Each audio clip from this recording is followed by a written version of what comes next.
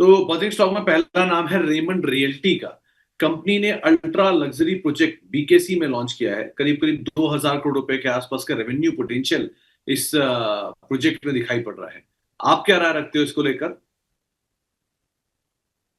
Sir chart में ना अभी भी कुछ मोमेंटम नहीं आया है, और मैं देख पा रहा हूँ स्टॉक ऑलमोस्ट 1100 से लगातार स्टॉक नीचे आते आते तो आधा हो चुका है। तो अभी चार्ट में कभी भी कुछ बाउंस बैक आता है तो उस टाइम पे कुछ व्यू बनेगा, अभी तो अवॉइड करने का सलाह होगा, कुछ नहीं करना है। ओके। कोरोमंडल की कल एनालिस्ट मीट थी। इन्होंने 10 मिलियन टन फर्टिलाइजर सेल्स की बातचीत की है। अपनी क्रॉप प्रोटेक्शन फ्रेंचाइजी को भी डबल करेंगे, 10,000 करोड़ के आसपास लेकर आएंगे। इबिटा पर टन 6500 रुपए पर ले आएंगे 4500 से इंटीग्रेशन के बाद। और कुछ volume softness second half of the year में आते हुए दिखाई पड़ सकती है, जो इनका कहना है। तो दो स्टॉक देखिएगा, एक कोरोमंडल और दूसरा एनएसीएल। एनएसीएल के केस में भी कल राइट्स पे बोर्ड ने अप्रूवल दिया 250 करोड़ रुपए के आसपास के राइट्स को। कैसे देख रहे हो आप इन दोनों को? देखिए एनएसीएल मुझे लगता है कि अभी 183 के आसपास का प्राइस है। एक रेंज के आसपास ना आ चुका है, 150 के नीचे में जाता हुआ नहीं देख पा रहा हूँ। और मुझे लगता है कि 160 150 एक बढ़िया रेंज रहेगा। लेकिन बाय करने का सलाह नहीं है, जिनके पास है आप एक 150 को एक स्टॉप लॉस मान के चलिए। और कोरोमंडलम में मुझे लगता है कि 2340 एक अभी का तो प्राइस चल रहा है। थोड़ा बहुत और नीचे मिल सकता है आपको, 100 150 पॉइंट नीचे। वो आपके लिए पूरा फेयर वैल्यूएशन हो सकता है। फंडामेंटली एकदम वैल्यू स्टॉक है, आपके पोर्टफोलियो में होने जैसा स्टॉक है बिल्कुल। अगर आपके पास है निश्चिंत रहिए, बने रहिए। कंपनी का बैकग्राउंड भी बहुत बढ़िया है। और लास्ट आप देखेंगे 10 15 साल से लोगों को पैसा बना के दिया है। उल्टा पल्टा मूव यहाँ पे आता नहीं है, बहुत सस्टेनेबल रिस्पॉन्सिबल मूव यहाँ पे आता है। फंडामेंटल स्टॉक है, बहुत ही स्ट्रांग है। अभी 2340 है। कभी भी यहाँ से 80 रुपीज नीचे मिलता है तो बाइंग धीमे धीमे स्टार्ट कीजिए। हम्म। एक बजाज हाउसिंग ऑब्वियसली आज का स्टार है वो, क्योंकि हर तरफ से खबरें भी आ रही हैं, ट्रिगर भी आ रहा है। साल का नया लो लगा गया, 95 रुपए तक का इसका लो टच हुआ है। ब्लॉक डील हुई है बड़ी, करीब करीब 1890 करोड़ रुपए की ब्लॉक डील है।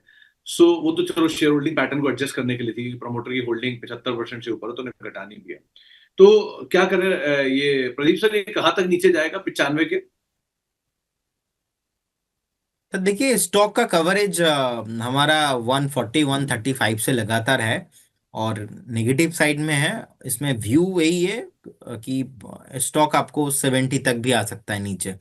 इनफैक्ट मैंने ऐसे बहुत सारे यहाँ पे फंडामेंटल बातचीत होते हुए सुना है। लेकिन ये हमारा मेरा स्पेशली फिलोसॉफी नहीं है।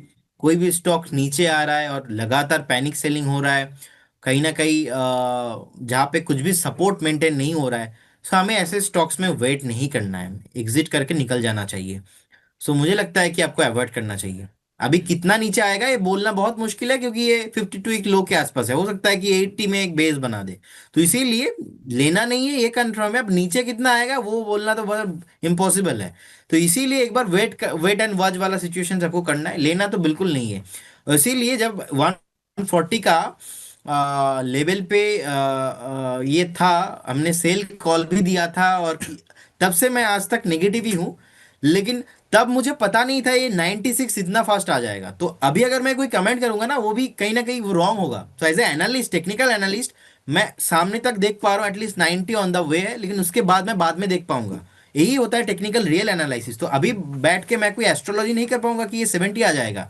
तो यही है, किसी को तो लेना नहीं है, बेच के निकल जाना चाहिए स्टॉक के साथ। ओके।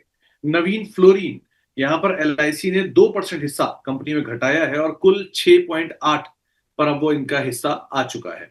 सो नवीन फ्लोरिन को आप कैसे देख रहे हो? नया हाई बनाया और शेयर में एलआईसी ने माल बेचा, अब क्या किया जाए?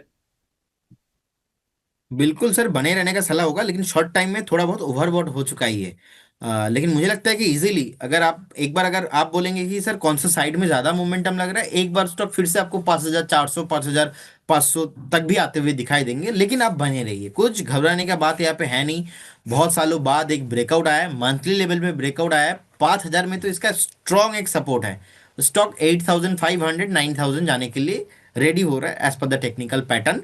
बने रहिए आप स्टॉक के साथ, फ्रेश बाय भी करने का सलाह रहेगा। फ्रेश बाई आप थोड़ा जितना नीचे ले सकते हो उतना आपके लिए बहुत बढ़िया होगा। कभी भी 5,500 से 5,300 इस रेंज पे मिलता है तो स्टैगर मनर पे बाई करने का सलाह होगा। इस केस में आपको 8,500 9,000 का टारगेट भी आपको आते हुए दिखाई देंगे। ओके। एक सवाल, एक और शेयर है, वो है फोर्स मोटर का। कंपनी की सेल्स के नंबर आए हैं, करीब 52% वाई वाई बेसिस पे इनकी सेल्स बढ़ी है। और एक्सपोर्ट के अंदर हालांकि डिक्लाइन है, 20-21% के आसपास डिक्लाइन है। यहाँ क्या करना चाहिए?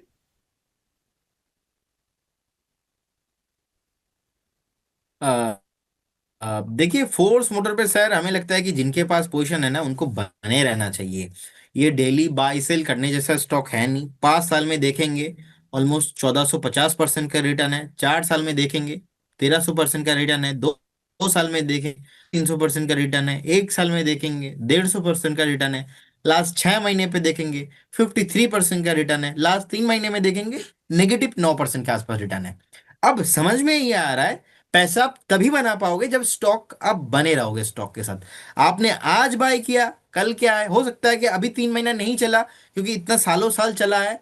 हो सकता है कि और 3 महीना 4 महीना 6 महीना नहीं चलेगा। तो इसीलिए अगर आप देखते हो अभी 17,880 एंड 90 के आसपास का प्राइस चल रहा है, मुझे लगता है कि आपको बाय कर लेना चाहिए। थोड़ा और नीचे आपको मिलेंगी 17,250 17,000 का रेंज पे मिलता है तो बाय कीजिए और स्टॉक के साथ बने रहिए 2 साल, तब जाके आप यहाँ पे मल्टीवे का रिटर्न आपको मिलेगा। सोचिए जिन्होंने आज से 3 साल पहले भी लिया है उनके पास 1,000% से ज्यादा आरओआई है। तो ऐसे स्टॉक्स में आपको ऐसा करना है, इसीलिए पास्ट परफॉर्मेंस जानना है, ये कंपनी कौन सा सेगमेंट पे काम करता है वो आपको जानकारी रखना चाहिए। ओवरऑल मेरा टेक्निकल पैटर्न में भी 77% ऑफ बाइंग ही मोमेंटम आ रहा है। तो मुझे लगता है कि आपके पोर्टफोलियो में ये रखना चाहिए, होल्ड करने जैसा स्टॉक है। ओके। और आखिरी में एक एनआरबी बियरिंग, इसको और देखिए, यहाँ पर भी जो न्यूज फ्लोज हैं वो काफी ज्यादा आते हुए दिखाई पड़ रहे हैं। कंपनी एक केस में कंपनी ने एक जेवी किया है सिलेंड्रिकल रोलर बियरिंग बनाने के लिए, और 75% ये जेवी के अंदर अपना हिस्सा रखेंगे। शुरुआत में स्टॉक में रिएक्शन भी था। अभी आप कैसे देख रहे हो इसे? सर मुझे लगता है कि जिनके पास पोजीशन है बिल्कुल बने रहिए। स्टॉक ऑलमोस्ट 300 के आसपास का प्राइस है, रेजिस्टेंस के आसपास आ चुका है। 303 से 305 एक स्ट्रॉन्ग रेजिस्टेंस है। 305 के ऊपर क्रॉस होने पे आपको 340 आते हुए दिखाई देंगे। लेकिन मैं उतना पॉजिटिव नहीं हूँ कि ये स्टॉक भागेगा और आपको पैसा लगाना चाहिए, ऐसा नहीं है। लेकिन खराब भी नहीं है, मोटा मोटा ठीक है, एवरेज है। तो ठीक है, जिनके पास पोजीशन है बने रहिए। 285 का स्टॉप लॉस मेंटेन कीजिए।